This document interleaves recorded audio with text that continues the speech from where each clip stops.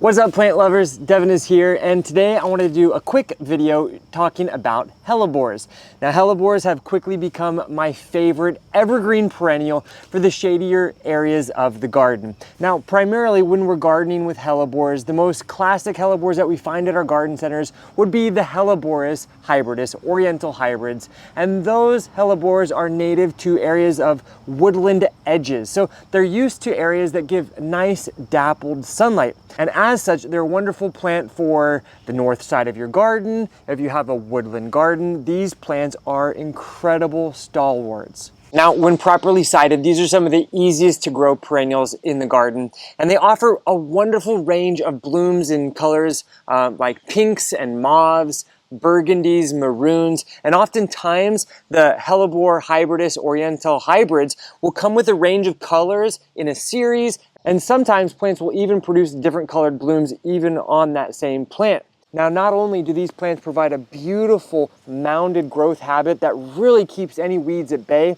their lovely, slightly serrated leaves are evergreen all year round. They're kind of a leathery leaf, which keeps the deer away. I've never ever had any problems with deer eating my Hellebores, and the deers are constantly browsing in my garden. Now, while these plants are quite easy to grow, they do come with a little bit of a hefty price tag, but they're absolutely worth it because, in my opinion, there's no other shady perennial that can bring evergreen foliage on plants that really fill out nicely and that grow well in areas that are either slightly moist shade or even dry shade. These plants can be quite drought tolerant. Now, I'm gardening here in Zone 6B in Chester County, Pennsylvania, and once I got my plants established, I've never watered them again. I've let Mother Nature do her thing and provide the precipitation for these plants.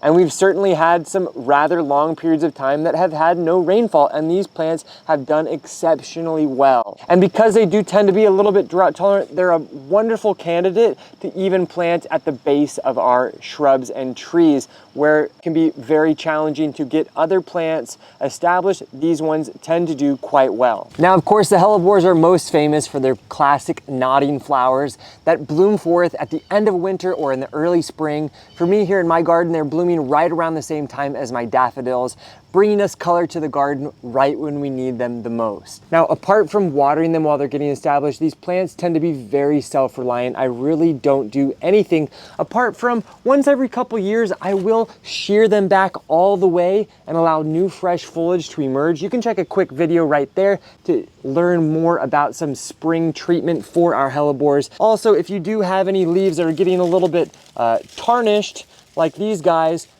you can go forth and just remove any sort of tattered leaves just like that, add that to the compost pile.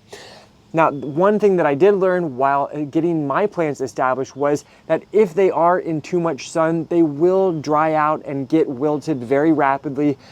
They bounce back great, but it's best to relocate plants that are growing in too much sun. This guy right here, before I had him planted right where this Weigela is, and it was just this little difference of 3 feet was too much sun because of the way that the sun hits. It was getting way too hot, way too dry in the summer, way too quickly, and I did have to water it to allow it to remain looking good.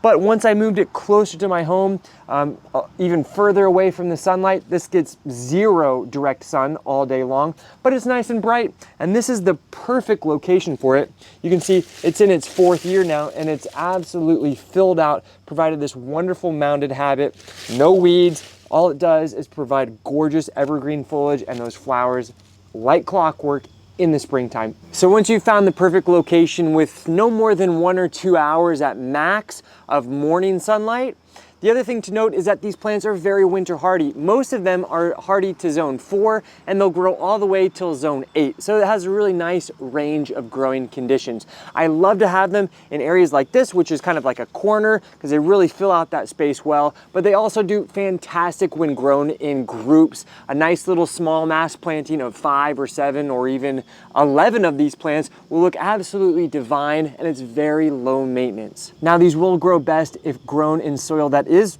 rather rich in organic matter and is also very free draining. They don't want to be growing in an area that's shady and also pools up liquid, also pools up water after heavy rain. They don't like that. They'll much rather be in a shaded location that has very nice free draining soil and allows them to kind of dry out nice and easily.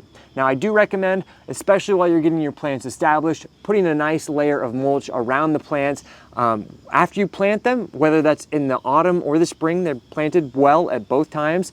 A mulch, an organic mulch like a bark mulch or wood chips or leaf mold will be great at helping them to just kind of establish a little bit more easily, a little bit more effectively, while also providing them with a little bit additional nutrition as those mulches start to break down. Well, so if you've seen hellebores at your garden centers and you saw those hefty price tags and it kept you away from growing them, from buying them, maybe this video has convinced you to make that investment, start planting some hellebores, as they are fantastic plants for those dappled shade parts of our garden. Whether that's a slightly moist or a dry shade, they will grow very well and they will impress you with their year-round performance and their beautiful flowers in the springtime.